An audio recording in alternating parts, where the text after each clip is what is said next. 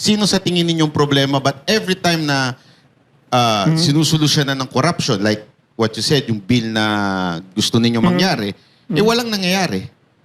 What's the problem in the Congress? Okay.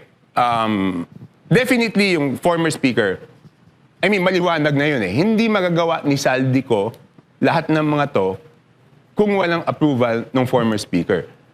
Mga kababayan, umiinit na naman ang eksena sa politika. May matinding pahayag mula kay Toby Tiangco at hindi ito basta-basta. Diretsahan niyang tinukoy kung sino raw ang dapat managot sa isyu ng korupsyon at ang pangalan, hindi maliit na personalidad.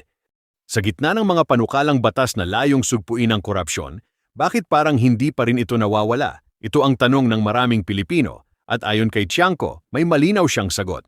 Ayon sa kanya, hindi raw simpleng usapin ito ng iisang tao lang, pero may punto siya. Hindi raw magagawa ni Zaldico ang ilang hakbang kung wala umanong pahintulot ng dating speaker na si Martin Romualdez.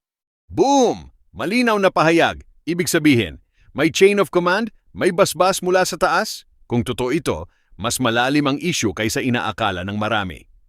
Mga kababayan, kung ganito kalalim ang problema, hindi lang ito tungkol sa politika.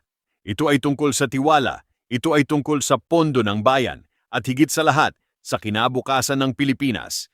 Pero sandali, tanong natin, may sapat bang ebidensya?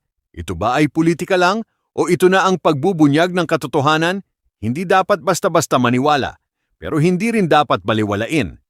Ikaw, anong masasabi mo dito? Sa tingin mo, tama ba si Tiangco? Mag-comment ka sa baba.